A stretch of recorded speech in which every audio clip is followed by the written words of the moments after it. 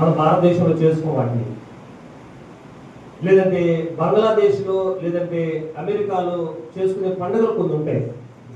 అవి మనం చేసుకోం, వాళ్ళు మాత్రమే చేసుకుంటారు. మనం చేసుకునేవి వాళ్ళు చేసుకోరు, వాళ్ళు చేసుకునేవి మనము చేసుకోం. కానీ క్రిస్మస్ ఒకటే ప్రపంచమంతా జరుపుకునేటువంటి పండుగ. గట్టిగా చెప్పండి. ప్రపంచమంతా ఈరోజు అమెరికా ప్రెసిడెంట్ అయినా చర్చికి వెళ్తారు. పాశ్చాత్య దేశాలు, ఆస్ట్రేలియా వాళ్ళ ప్రధాని చర్చికి వెళ్తారు. బ్రిటన్ చర్చికి వెళ్తుంది ఆ రాణి. ఎక్కడెక్కడ క్రిస్టియన్ కంట్రీస్ ఉన్నాయో అందరూ కూడా ఈరోజు ఈ క్రిస్మస్ సెలబ్రేషన్ చేసుకుంటా ఉంటారు. దేవునికి స్తోత్రం, హల్లెలూయా.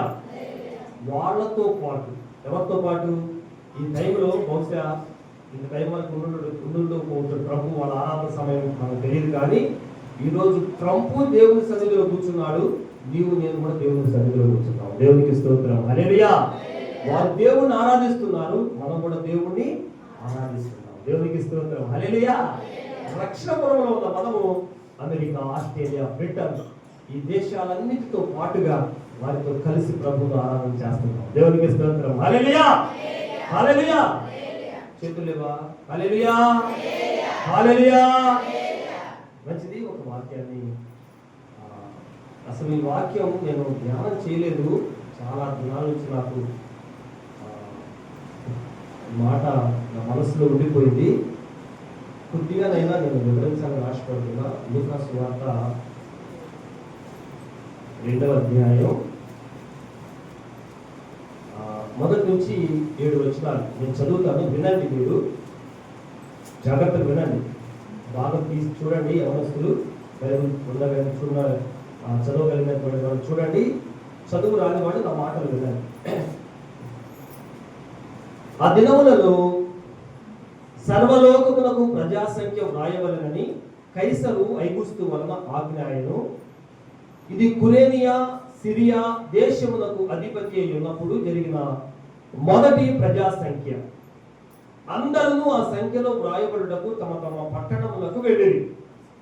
యేసేపు దావీదు వంశములోను గోత్రములోను పుట్టినవాడు గనుక తనకు భార్యగా ప్రదానము చేయబడి గర్భవతి అయి ఉండిన మరియతో కూడా ఆ సంఖ్యలో వ్రాయబడుటకు గలిలయలోని నజరేతు నుండి యూదయలోని బెత్లెహేము అనబడిన దావీదు ఊరికి వెళ్ళెను. వారక్కడ ఉన్నప్పుడు ఆమె ప్రసవ దినములు నిండెను కనుక తన తొలిచూలు కుమారుని కని పొత్తిగుడ్డలతో చుట్టి సత్రములో వారికి స్థలము లేనందున ఆయనను పశువుల తొట్టెలో పరుండబెట్టెను. దేవునికి స్తోత్రం చెప్పండి, హల్లెలూయా. చేతులు ఎత్తి చెప్పాలి, హల్లెలూయా. ఈరోజు నేను మీకు చెప్పాలనుకున్నటువంటి మాట, వారక్కడ ఉన్నప్పుడు ఆమె ప్రసవ దినములు నిండెను కనుక తన తొలిచూలి కుమారుని కని పొత్తిగుడ్డలతో చుట్టి సత్రములో వారికి స్థలము లేనందున. ఆ మాట అండర్లైన్ చేసుకోండి. ఇక్కడ ప్రజాసంఖ్య రాయడానికి ఐగుస్తు అనేటువంటి ఆ పరిపాలన చేసేటువంటి ఆయన ఆజ్ఞ ఇచ్చాడు. మేము ఈ గ్రామాల్లో ఎవరు ఏ ఊరి వారో మాకు తెలియట్లేదు, కాబట్టి మీరందరూ మీ ప్రాంతాలకు వెళ్ళి ప్రజాసంఖ్య రాయించుకోండి అని ఆజ్ఞ ఇచ్చాడు. కాబట్టి ప్రజలందరూ ఎవరి ఊరిలోకి వాళ్ళు, అంటే ఏ ప్రాంతం వాళ్ళైతే ఆ ప్రాంతానికి వెళ్ళిపోతున్నారు. వారి పనుల నిమిత్తం కానీ లేదంటే కుటుంబాలు వేరే చోట నివాసం చేయటం కానీ జరిగి చాలా దూర ప్రాంతాలకు వెళ్ళినటువంటి వారు ఉన్నారు. కానీ అయితే ఈ ఆజ్ఞ ఎప్పుడైతే వచ్చిందో, ఆ ఆజ్ఞ వచ్చిన తరువాత ప్రతి ఒక్కరు కూడా ఆ బెత్లెహేము అంటే ఎవరి ప్రాంతాలకు వాళ్ళు వెళ్తున్నారు. ఇక్కడ మనం బెత్లెహేముకి యేసేపు మరియమ్మ వచ్చినట్లుగా మనం చూస్తున్నాం. కానీ ఎవరి ప్రాంతాలకు వాళ్ళు వెళ్ళిపోయి ప్రజాసంఖ్య రాయించుకుంటున్నారు. అయ్యా ఇదిగో మాది పలానా రక్షణపురం, ఇదిగో మా ఇల్లు ఇక్కడ, మా డోర్ నెంబర్ ఇది, అయ్యా మాదిగో నరసాయిపాలెం, ఇదిగో మాది చెరుగూరు, ఇదిగో మాది మురగటపాడు అని, మాది బాపట్ల అని ఎవరి ప్రాంతాలకు వాళ్ళు వెళ్ళి వారి యొక్క ఐడెంటిటీ కోసం వారు ప్రజాసంఖ్య రాయించుకున్నారు. దేవునికి స్తోత్రం, హల్లెలూయా. అయితే ఇక్కడ ప్రసవ దినములు నిండినటువంటి మరియను వెంటబెట్టుకొని యేసేపు బెత్లెహేములోనికి వచ్చాడు. అయితే అక్కడ రాయబడినటువంటి మాట ఏంటి? ఆమెకు ప్రసవ దినములు నిండినయి.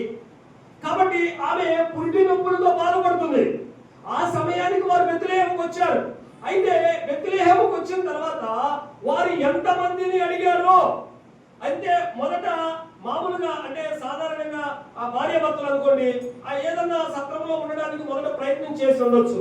కానీ గర్భముతో ఉన్నటువంటి భార్య దగ్గర ఉన్నది కాబట్టి మొదటిగా చాలా మంది ఏదైనా అడుగుంటాడు, అమ్మా నా భార్య గర్భవతి, నాకు స్థలం కొంచెం దయచేయండి, మేము ప్రసవమైన తర్వాత మా దాన్ని మేము వెళ్ళిపోతాం, కొంచెం సహాయం చేయండి, కొంచెం సహాయం చేయండి అని ప్రతి ఇంటిని అడుగుంటాడు.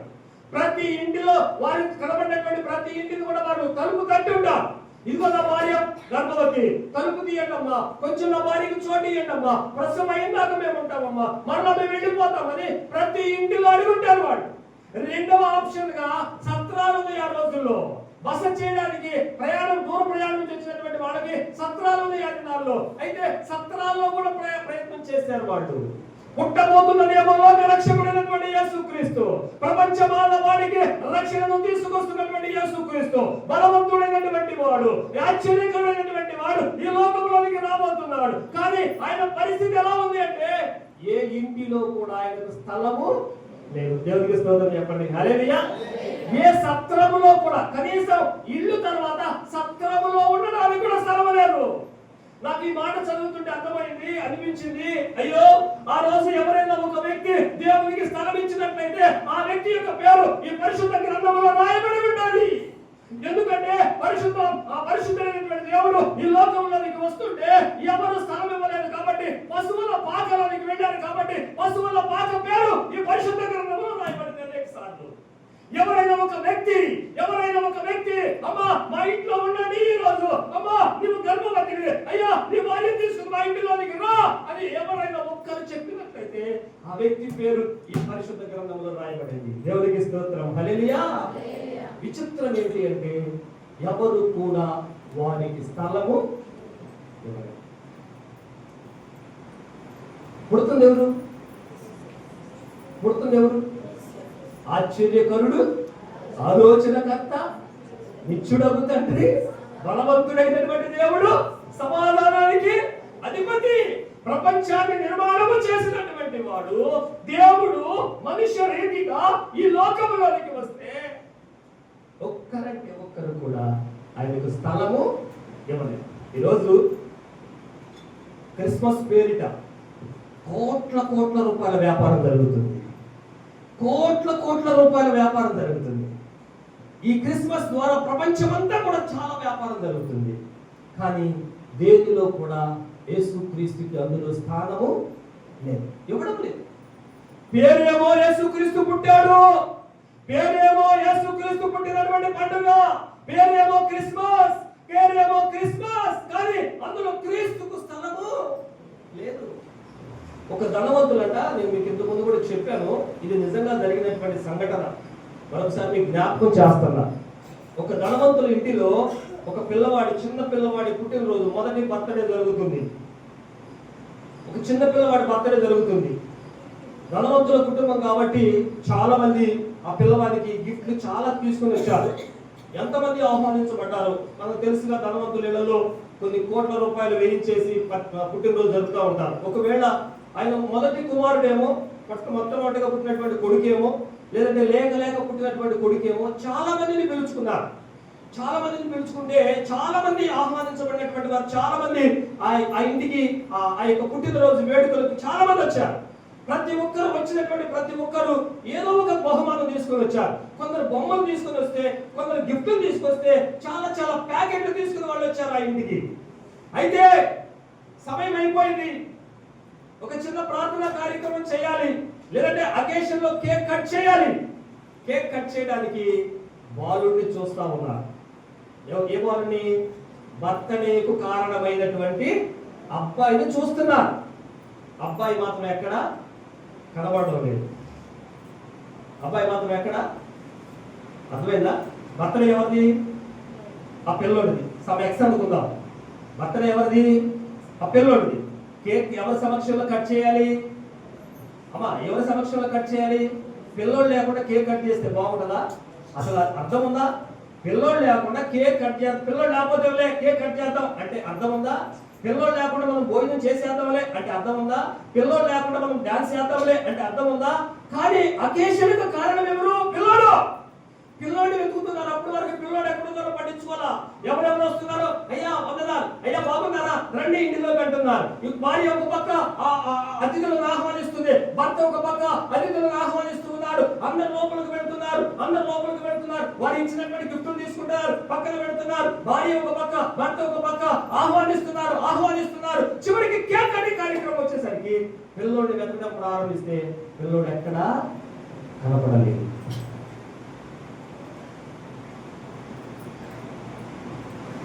ముందు ఎక్కడో ఒక చోట ఉంటాడు అని మెల్లిగా ఆ గదిలోనికి ఈ గదిలోనికి వెళ్ళారు.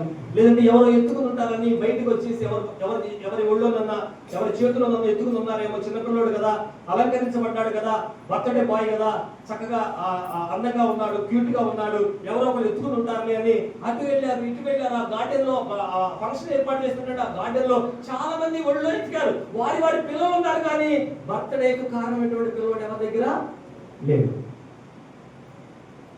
మొదట మామూలుగా అనుకున్నారు, ఇంట్లో వెతికారు, కనపడలేదు. బయటకు వచ్చిన తర్వాత కొంచెం ఆందోళన అయింది. ఎక్కడున్నాడని చూశారు, కొంచెం ఆందోళన పడింది. ఎక్కడ దొరకపోయేసరికి మరి ఆందోళన ఎక్కువైపోయింది. ఏమైపోయాడు బాబు? ఈ రోజు వాళ్ళు బర్త్డే చేసుకున్నాం కదా, అయ్యో ఇప్పుడు వరకు మనం వాడిని పట్టించుకోలేదే. వాడిని రెడీ చేసాం, వాడికి మంచి బట్టలు వేసాం, వాడి మెడలో గోల్డ్స్ వేసాం, వాడి చేతికి ఉంగరాలు పెట్టాం, వాడిని చాలా నీట్గా క్యూట్గా తయారు చేసాం. ఈ రోజు ఖర్చు చేయడానికి ఏడు పిల్లోడు అంటే లేడు పిల్లోడు. ఎక్కడ వెతికినా కూడా పిల్లోడు కనబడనే కనబడదు. చివరికి వెతగ్గా ఎక్కడున్నాడో తెలుసా? వీళ్ళందరూ తీసుకొచ్చినటువంటి బహుమానాలు ఇచ్చారే, ఆ బహుమానాల దగ్గరికి వెళ్ళి పిల్లోడు వీరి పనిలో వీళ్ళుంటే ఆ బహుమానాలు మూలన పడేస్తుంటే ఆ బహుమానాలు వాడికి ఒక బొమ్మ నచ్చినట్టుంది. ఆ బొమ్మతో కూర్చొని ఆ బొమ్మతో ఆడుకుంటూ ఉన్నాడు. వీళ్ళు ఇచ్చే బొమ్మలన్నీ వాడి మీద పడేశారు. ఆ బొమ్మల కుప్ప ఇది. కుప్ప కింద వాడు చనిపోయి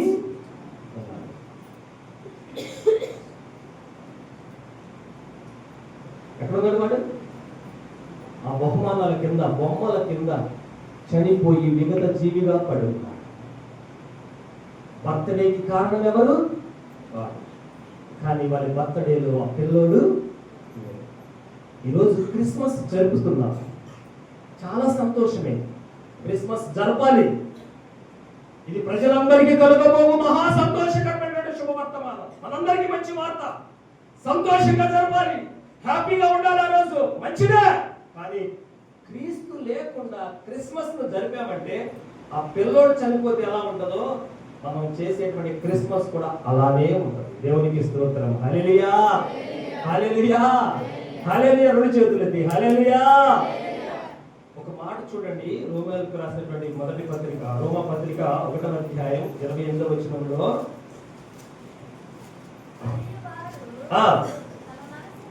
తమ మనస్సులో చోటియనొల్లకపోయిరి. దేవునికి స్తోత్రం చెప్పండి. ఎవరంట వీళ్ళు?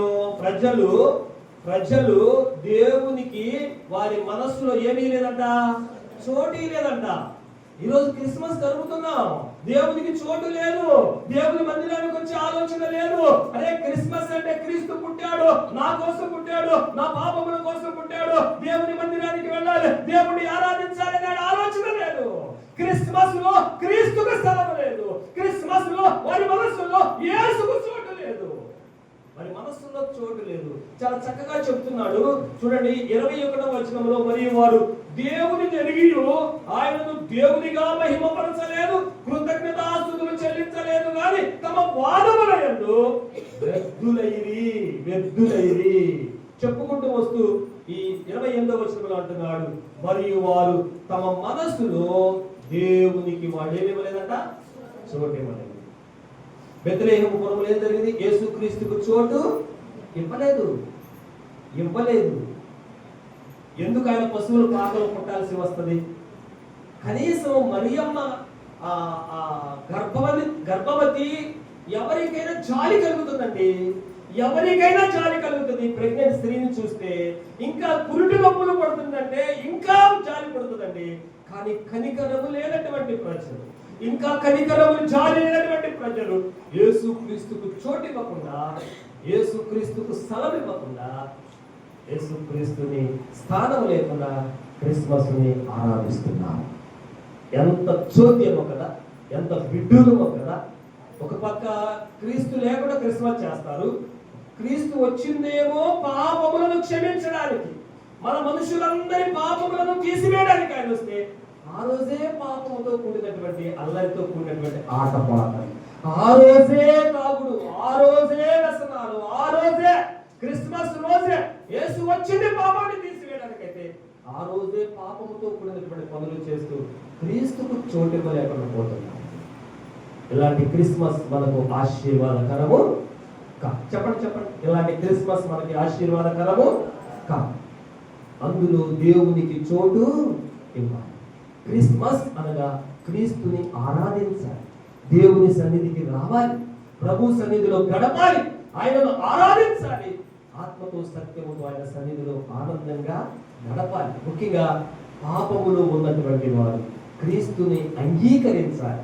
అయ్యా, 2000 సంవత్సరాల క్రితం నా కోసం వచ్చావయ్యా, ఇంతకాలం నేను నిర్లక్ష్యం చేశానయ్యా, నేను పాపంలోనే జీవిస్తున్నానయ్యా, నేను పాపంలోనే బ్రతుకుతున్నానయ్యా, నా జీవితంలో అనేక క్రిస్మస్లు వెళ్ళిపోయినాయి, 24 కూడా వెళ్ళిపోయింది, 25 కూడా వెళ్ళిపోతుందయ్యా, ఇంకా నాకు రక్షణ లేదయ్యా.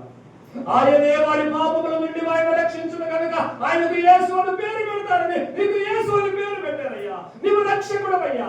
కానీ ఇంకా నా కుటుంబంలో, నాకు నా వ్యక్తిగత జీవితంలో రక్షణ లేదయ్యా, నాకు ఈ క్రిస్మస్ వ్యర్థమేనయ్యా, దాటిపోవటం ఈ క్రిస్మస్ 25 కూడా ఇంకా అయిపోయింది, ఒక గంటలో పలహారం పంచుకుంటే క్రిస్మస్ అయిపోయింది.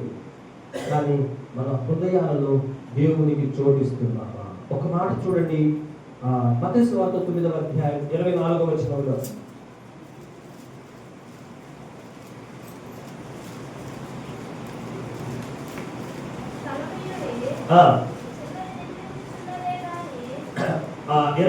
అంతలో యేసు ఆ అధికారి ఇంటికి వచ్చి పిల్లల గ్రోములు వాయించు వారిని గొల్లు చేయుచుండు జనసమూహమును చూచి, స్థలమీయుడి ఈ చిన్నది నిద్రించుచున్నదే గాని చనిపోలేదని వానితో చెప్పగా వారు ఆయనను ఏం చేశారు?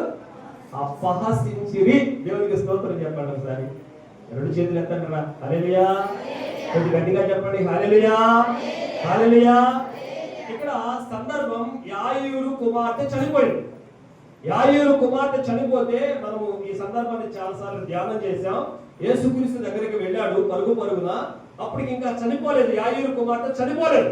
బ్రతికున్నప్పుడు గానే చివరి సమయంలో కొట్టుమిట్టాడుతుందేమో, ప్రాణం పోయేటట్టుగా ఉంది. ఎవరో అంటే తనకు ఆలోచన వచ్చింది, యేసుక్రీస్తు దగ్గరికి వెళ్తే చాలా మంది ఆయన స్వస్థపరుస్తున్నాడు కాబట్టి నా కుమార్తె దగ్గరికి యేసుక్రీస్తుని గారిని తీసుకుని వస్తే నా కుమార్తెను స్వస్థపరుస్తాడు, ఆమె చనిపోదు అని పరుగున యాయీరు యేసుక్రీస్తు దగ్గరికి వెళ్ళాడు. కష్టపడ్డాడు, ఆయన బ్రతిమలాడుకున్నాడు. కొంత ఆలస్యమైంది, మధ్యలో రక్తస్రావం ఉన్నటువంటి స్త్రీ దగ్గర కొంత ఆలస్యమైంది. అయినా కూడా నువ్వేమి కంగారు పడదు యాయీరు, నేను నీతో పాటు వస్తాను అన్నాడు. అయినా కూడా వెయిట్ చేసి యేసుక్రీస్తును తన ఇంటికి తెచ్చుకున్నాడు. దేవునికి స్తోత్రం. హల్లెలూయా. యేసుక్రీస్తు తన ఇంటికి తెచ్చుకున్నాడు. ఇంటికి వచ్చేసరికి గొల్లు ఏడుస్తున్నారు. బహుశా మన భాషలో చెప్పాలంటే ఇంటి ముందు టెంట్ వేసి ఉంది, వాళ్ళందరూ ఏడుస్తున్నారు. యాయీరు యొక్క ఆశ తన కుమార్తెను బ్రతికుండగానే యేసుక్రీస్తు తెచ్చుకుంటే చనిపోకుండా చేస్తాడు అనే ఆశ. కానీ ఇంటికి వచ్చేసరికి గొల్లును ఏడుస్తున్నారు. అందరూ అంటున్నారు, యాయీరు నీ కుమార్తె చనిపోయింది, ఇంకా పోలకుండా విడిచిపెట్టేసాయి. కానీ దేవుడు అంటున్నాడు, నేను ఒక కార్యం నీ ఇంటిలో చెయ్యాలంటే నాకు కొంచెం మీ ఇంట్లో ఏం కావాలి? స్థలం కావాలి. చెప్పండి గట్టిగా. నేను ఏదైనా ఒక ఆశ్చర్య కార్యం చెయ్యాలి అంటే, చనిపోయింది యాయీరు నీ కుమార్తె, ఓకే, కానీ నేను వచ్చి నీ కుటుంబంలో నీ కూతుర్ని బ్రతికించాలంటే నాకేం కావాలి? కొంత స్థలము కావాలి. వాళ్ళందరూ ఆ పాప దగ్గర, ఆ పాప గదిలో ఉంది. వీళ్ళందరూ ఆ పాప గది ముందు కూర్చొని పెద్దగా ఏడుస్తున్నారు. అయ్యో చచ్చిపోయింది, అయ్యో చచ్చిపోయింది, పెద్దగా కేకలు వేస్తున్నారు, ఏడుస్తున్నారు. యేసు ప్రభు వస్తే, యేసు ప్రభు వచ్చాడు, బ్రతికిస్తాడు అనేటువంటి ఆశలో వారు లేరు, విశ్వాసంలో వారు లేరు. అయ్యా ప్రభువా నువ్వు వచ్చావయ్యా, రాయ లోపలికి తీసుకెళ్లే వాళ్ళు లేరు. ఏం చేస్తున్నారంట? స్థలమీయుడి ఆ చిన్నది నిద్రించుచున్నదే కానీ చనిపోలేదు అంటే వాళ్ళు ఏమంటున్నారు? ఏడు పాప ఏం చేస్తారు? ఏడుస్తున్నటువంటి వాళ్ళు ఏం చేస్తారు? అప్పుడు అర్థమైందా మీకు? అక్కడ ఏడ్చేవాళ్ళు ఏడు పాప ఏం చేస్తారు తెలుసా? వచ్చాడు కదా, ఇప్పుడు వచ్చి ఏం చేస్తా వచ్చామయ్యా, ఇంకేముంది చేయడానికి, చచ్చిపోయి చాలా సేపు అయింది, మేము ఏడుస్తుంది, నీకు అర్థం కావట్లా, ఇంకెనక్కి వెళ్ళు అంటున్నా. ఆయనకు ఆ ఇంట్లో స్థలము లేదు, ఆయన అడిగి తీసుకున్నాడు. దేవునికి స్తోత్రం, హల్లెలూయా. చూడండి, స్థలమీయుడి ఆ చిన్నది చనిపోలేదని చెప్పి జన సమూహమును పంపివేసి ఆయన లోపలికి వెళ్ళి ఆమె చెయ్యి పట్టుకోగానే ఆ చిన్నది లేచెను. ఈ సమాచారం అంతా కూడా ఆ దేశం అంతటా కూడా ఈరోజు ఈ మాట బాగా అర్థం చేసుకోండి. రక్షణపురంలో ఉన్నటువంటి వారు, ఎందుకు మన కుటుంబాలు శాపకరముగా ఉన్నాయి? ఎందుకు ఎదుగు మదుగు లేకుండా ఉంటున్నాం? ఎందుకు ఎందుకు ఎందుకు అంటే ఆ ప్రశ్న సమాధానమే, నీ కుటుంబంలో, నీ జీవితంలో యేసుక్రీస్తుకు స్థలము లేదు. స్థలం లేదు. స్థలం ఉంటే నీ కుటుంబంలో ఆశ్చర్య కార్యాలు ఆయన చేస్తాడు. చచ్చిపోయిన అనుకున్నటువంటి వాటిని బ్రతికిస్తాడు. నీకు ఇక ఆశ లేదు అనుకున్నటువంటి వాటిని ఆయన ఆశ కలిగించి బ్రతికించి చూపిస్తాడు. అద్భుత కార్యం చేస్తాడు. యేసుక్రీస్తు నీ ఇంటిలో ఉంటే, యేసుక్రీస్తు నీ మనసులో ఉంటే ఆయన ఆశ్చర్య కార్యాలు చేయడానికి సిద్ధంగా ఉంది. కానీ మనం ఆయనకు చోటివ్వమే. ఎన్ని క్రిస్మస్లు వెళ్ళినా మనం ఆయనకు చోటివ్వమే. చివరికి ఎలాంటి పరిస్థితి వచ్చిందో తెలుసా? చూడండి, ప్రకటన గ్రంథం 3వ అధ్యాయం 20వ వచనంలో ఎలాంటి పరిస్థితి తీసుకొచ్చామో, దేవునికి చోటు ఇవ్వకుండా ఎలాంటి పరిస్థితి మనం తీసుకొచ్చామో చూడండి. ప్రకటన గ్రంథం 3వ అధ్యాయం 20వ వచనంలో, ఇదిగో నేను తలుపు యొద్ద నిలబడి తట్టుచున్నాను, ఎవడైనా నా స్వరము విని తలుపు తీసిన యెడల నేను అతని యొద్దకు వచ్చి అతనితో నేనును నాతో కూడా అతనును భోజనము చేయను. చెప్పడం గట్టిగా.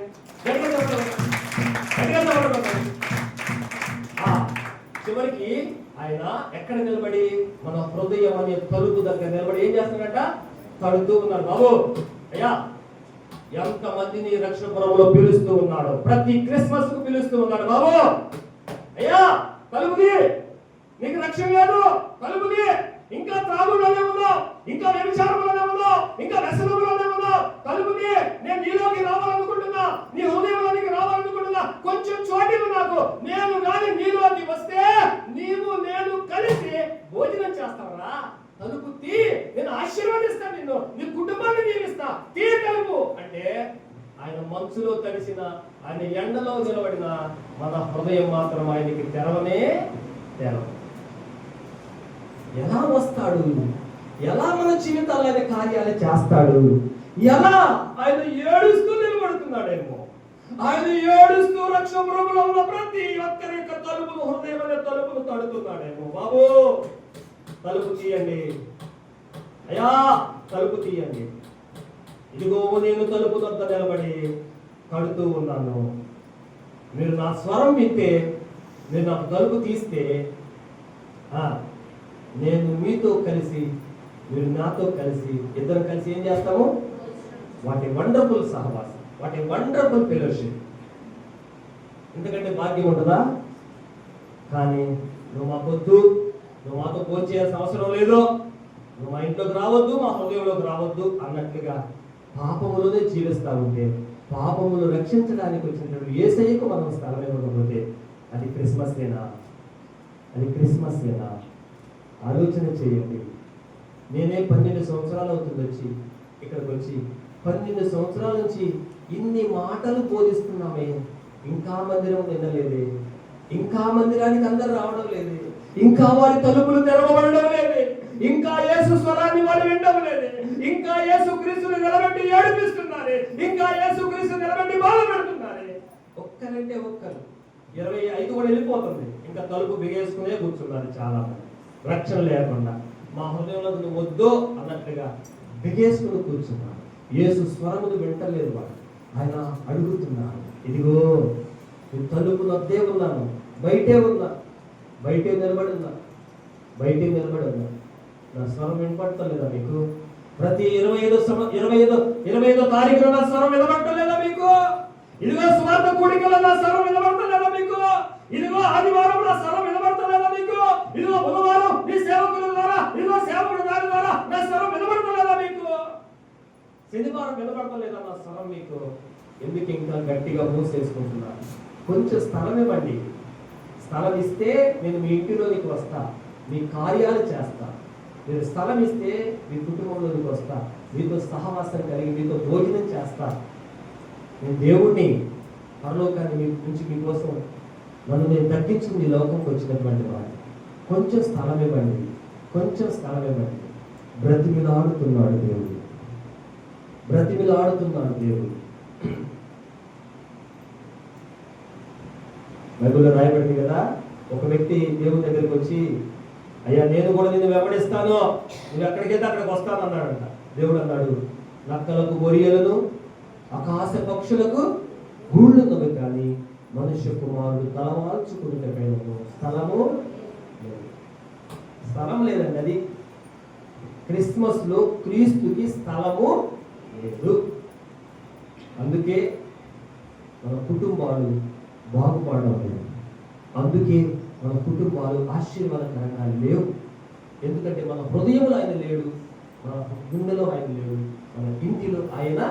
మీరు బైబిల్లో చూడండి, భౌతికంగా అంటే ఆత్మీయతను పక్కన పెట్టి భౌతికంగా యేసుక్రీస్తు వారు ఎవరి ఇంటికి వెళ్ళాడో ఆ కుటుంబాలు దీవించబడ్డాయా లేదా?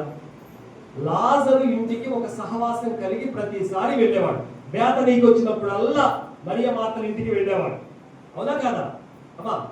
బేతనీ అనే గ్రామానికి దగ్గరకు వచ్చిన ప్రతిసారి కూడా కొంచెం 2-3 కిలోమీటర్ల దూరంకి వచ్చినా కూడా రాత్రి అయిందంటే, సాయంకాలం అయిందంటే, ఒకవేళ అనుకుందాం ఈ గ్రామం బేతనీ గ్రామం అనుకోండి, యేసుక్రీస్తు వారు జములపాలెం 12 వచ్చినా ఎంత దూరం, కొద్ది దూరమే కదా, బేతనీకి వెళ్దాం పదండి అని ఇక్కడ తీసుకొని వచ్చేవాడు. చెరుకు ఏదైనా 12 వచ్చినా బేతనీలో ఉన్నారు మరియ మాతలు, వాళ్ళతో మాకు మంచి సంబంధం ఉంది, వాళ్ళు నన్ను ఇంటికి ఆహ్వానిస్తారు, ఆ ఇంట్లో నాకు స్థలం ఇస్తారని అక్కడి నుంచి ఇక్కడికి వచ్చేవాడు. ఒకవేళ కగడపాలెం వచ్చినా 12 అటు నుంచి అటు వెళ్ళేవాడు కాదు, అరే బేతనీకి వెళ్దాం పదండి, ఆ ఇంట్లో మనకి స్థలం ఉంది, పిలిచే వాళ్ళు ఉన్నారు, నా మాటలు వినేవాళ్ళు ఉన్నారు, నా పాదాల దగ్గర కూర్చుని మాటలు వినే మరియ ఉంది అక్కడ, పదండి అక్కడికి వెళ్దామనేవాడు.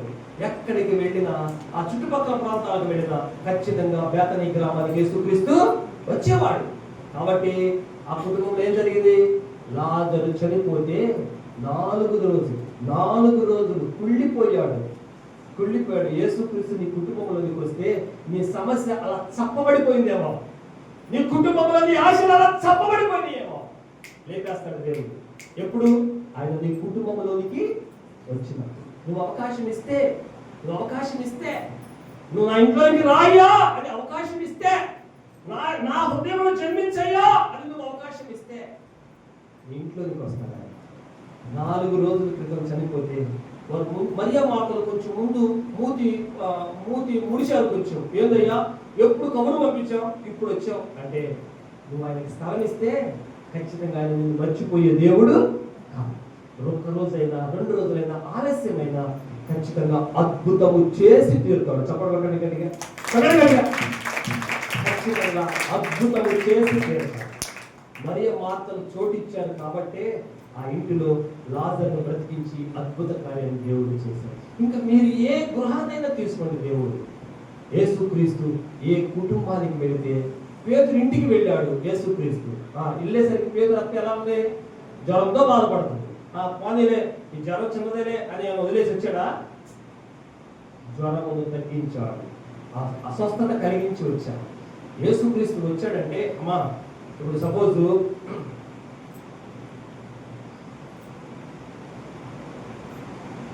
మేము హైదరాబాద్లో ఉన్నప్పుడు, అంటే పెద్దోళ్ళు తక్కువ వాళ్ళ దగ్గరికి వచ్చారనుకోండి, అంటే డబ్బులు ఉన్న వాళ్ళు ఏం లేని వాళ్ళ దగ్గరికి వచ్చారనుకోండి, ఖచ్చితంగా ఎప్పుడన్నా ఒక్కొక్కసారి మా పెద్ద చెల్లి, మా అన్నయ్య వీళ్ళు మేము హైదరాబాద్లో ఉన్నప్పుడు మా ఇంటికి వచ్చేవాళ్ళు అనుకోండి, అప్పుడు వాళ్ళు ఉద్యోగం చేస్తాం, మేము ప్రైవేట్ జాబ్ చేస్తాం, కొన్ని ఇబ్బందులు పడేవాళ్ళు.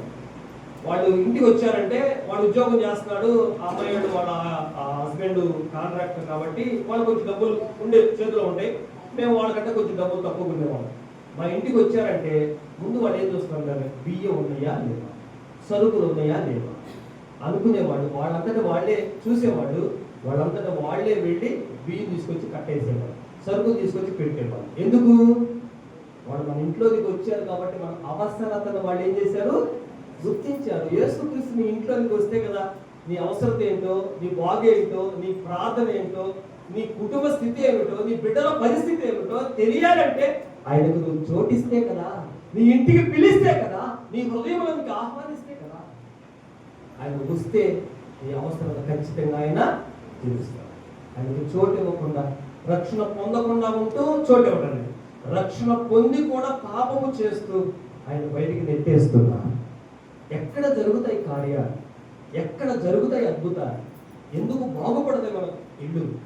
ఎందుకు బాగుపడతాయి మన జీవితాలు? మన జీవితాల్లో యేసుక్రీస్తుకు స్థలము. ఆయనేమో ధనవంతుడయ్యుండి దరిద్రులైనటువంటి మనలను ధనవంతులుగా చేయడానికి దరిద్రుడయ్యి ఈ లోకానికి వస్తే ఆయనకి ఎంత చోటు కూడా మనం ఇవ్వడం. ఈ మధ్యాహ్న కాల సమయంలో దేవుని బిడ్డారా, ఆయన అడుగుతున్నాడు, స్థలము ఇవ్వండి. ఐదుగురింటి దగ్గర ఏమంటున్నాడు? స్థలము ఇవ్వండి. మీరు అడ్డు రాకండి, స్థలం ఇవ్వండి. నా లోపలికి వెళ్తే చనిపోయినటువంటి నీ కుమారుని నేనేం చేస్తా? బ్రతికిస్తా. నాకు స్థలం ఇవ్వండి, స్థలం ఇవ్వండి. నేను వస్తా, మీ ఇంటికి వస్తే చనిపోయినటువంటి లాజర్ను కూడా నేను బ్రతికిస్తా. నీ కుటుంబంలో అద్భుత కార్యాలు చేస్తా, ఆశ్చర్య కార్యాలు చేస్తా.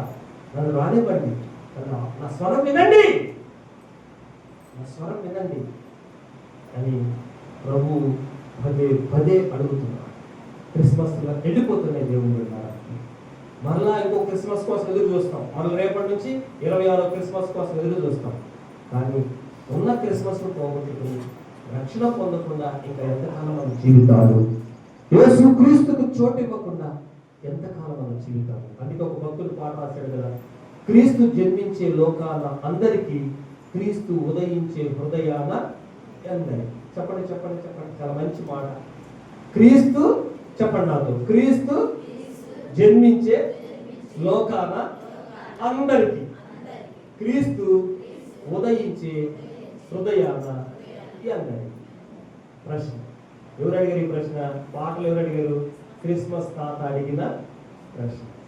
ఇది సాధారణంగా క్రిస్మస్ తాత కాదు, పాటలు అలా పెట్టారు, కానీ దేవుడు అడుగుతున్నటువంటి ప్రశ్న. ప్రశ్న ఈ మాట చాలా దినాలుగా ఈ మాట స్థలం లేదు. లోక రక్షకుడైనటువంటి వారికి స్థలం లేదు. ఏమన్నా పశువుల పాకలో జన్మిస్తే పశువుల పాక అని రాయబడిందా లేదా? అమ్మ రాయబడిందా లేదా? చెప్పాలి. ఎలా కూర్చున్నటువంటి పశువుల పాకలో ఆయన జన్మించాడని స్పష్టంగా రాశాడా లేదా? అదే ఒకవేళ ఎవరైనా ఒకరు ఇల్లు ఇచ్చినట్లయితే ఖచ్చితంగా వాడి పేరు మెన్షన్ చేయబడేదా లేదా? ఖచ్చితంగా మెన్షన్ చేయబడదు. ఈ పరిశుద్ధ గ్రంథంలో పేరు రాయబడతాం మామూలు మాట అనుకున్నారా? పేరు రాయబడదు. నువ్వు దేవునికి చోటిస్తే జీవ గ్రంథంలో నీ పేరేమవుతుంది? రాయబడదు. జీవ గ్రంథంలో నీ పేరు రాయబడదు. యేసుక్రీస్తుకి చోటిస్తే. చోటు ఇవ్వకుండా సంవత్సరాలు గడిపేస్తున్నాం, మన కుటుంబాలు బాగుపడడం లేదు, మన బిడ్డలు బాగుపడడం లేదు, అలానే గడిచిపోతున్నాయి. ఏదో నెట్టేస్తున్నారు, ఏదో పండుగగా జరిపేస్తున్నాం.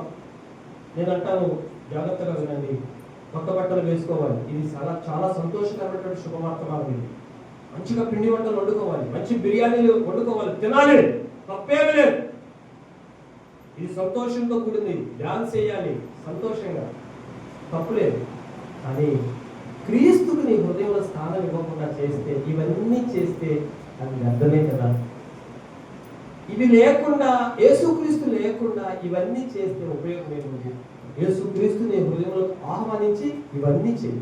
మంచి బిర్యానీ వండుతుంది, జాయింట్ మొక్కలు తిను, మంచి కేక్ కట్ చేసుకో, సంతోషాన్ని వెలుగుచ్చు. నీ హృదయంలో దేవుడికి చోటిచ్చి, చోటు ఇవ్వకుండా ఏవేవో చేసి క్రిస్మస్ గడిపేసాం, అయిపోయింది మా పండుగ అంటే క్రీస్తు మనలను ఆశీర్వదించనే. ఆ మాటలు నేను ముగిస్తున్న రోజు వారికి స్థలము లేనందున, ఎవరికి? వారికి యేసేపు మరియమ్మలకు బయటికి ఈ లోకంలో జన్మించడానికి యేసుక్రీస్తుకు స్థలము లేనందున పశువుల పాకలోకి వెళ్ళిపోయారు. రక్షణ పురంలో స్థలము లేనందున ఆయన ఎక్కడెక్కడికి వెళ్ళిపోతున్నారు? ఎక్కడెక్కడికి వెళ్ళిపోతున్నారు. ఒక మంచి సహవాసాన్ని దేవుడు ఇక్కడ ఇచ్చారు. ఒక మంచి సంఘాన్ని దేవుడు మనకి ఇచ్చారు. ఆరాధించుకునేటువంటి స్థలాన్ని దేవుడు మనకి ఇచ్చారు. రండి, ప్రభు సన్నిధికి రండి. ప్రభా, నా హృదయం నేను ఓపెన్ చేస్తున్నాను. నా హృదయంలోనికి రండి. నా కోసమే, నా పాపముల కోసమే నువ్వు క్షమించు. నన్ను క్షమించడానికి లోకానికి వచ్చి రండి ప్రభు, నా హృదయాన్ని అప్పగిస్తాను. ప్రభుని ఆహ్వానించండి. ప్రభు మీ పాపాలు క్షమిస్తాడు. మీ హృదయంలోనికి వస్తే, మీ ఇంటిలోనికి వస్తే ప్రతి అవసరత తెలుస్తాడు. అంత మాత్రమే కాదు, పరలోక రాజ్యాన్ని మనకి అనుకరిస్తాడు. ఆయన వచ్చిందే మనం పాపములను క్షమించి పరలోక రాజ్యం మనకి ఇవ్వాలి. ఆయన స్థలం ఇద్దామా? దయచేసి కొంచెం స్థలం ఆయనకి ఇవ్వండి. రక్షణ పొందండి. రక్షణ లేనటువంటి వారు రక్షణ పొందండి. రక్షణ పొందినటువంటి వారు భయముతో, భక్తితో దేవుడిని ఆరాధిస్తూ ఆయన సన్నిధిలో కొనసాగండి. అటు కృప దేవుడు మనందరికీ దయచేయునుగాక. అటు కృప దేవుడు మనందరికీ దయచేయునుగాక. దేవునికి వారి మనస్సులో దేవునికి చోటు ఇవ్వకపోయిరి అన్నట్లుగా కాకుండా, రక్షణ పురములో ఉన్న ప్రతి ఒక్కరూ ఆయనకు చోటు ఇచ్చారు అనాలి. దేవుడు మేము వచ్చిన తొలి దినాల్లో మాకు కలిగించినటువంటి ఆలోచన, ఎందుకు దీనికి రక్షణ పురం అని పేరు పెట్టాము అంటే అర్థం ఏంటి? ఉన్న వాళ్ళందరూ కూడా రక్షణలోనికి నడిపించబడాలి అని. ఒకసారి గట్టిగా చెప్పడం, ఆ పేరు ఎప్పుడు సార్థకం అవుతుంది గట్టిగా. ప్రతి ఒక్కరు రక్షణ పొంది ఈ రక్షణ పురానికి పెట్టబడినటువంటి పేరు నామాన్ని సార్థకం చేయదురు కాక, దేవునికి చోటిచ్చి మీ హృదయాల్లో, మీ కుటుంబాల్లో ఆశీర్వాదాలు అనుభవించదురు కాక. దేవుడి కృప దయచేయడం కాక. దేవుడి కొద్ది మాటలు దీవించి ఆశీర్వదించదు కాక. ఆమేన్. చిన్న ప్రార్థన చేసుకుందాం. ఒకసారి అందరూ పైకి లేచి నిలబడతారా? చిన్న ప్రార్థన చేసుకుందాం. చిన్న ప్రార్థన, ఒక 2 నిమిషాల ప్రార్థన. అందరూ పైకి లేచి నిలబడండి. అందరూ పైకి లేచి నిలబడండి. బయట ఉన్నటువంటి వారు కూడా పైకి లేచి నిలబడండి. 2025వ సంవత్సరపు క్రిస్మస్ వెళ్ళిపోతుంది. మరలా సంవత్సర కాలం మనం వెయిట్ చేయాలి. ఒక్క మాట, ఒక్క తీర్మానం ఈరోజు ఒక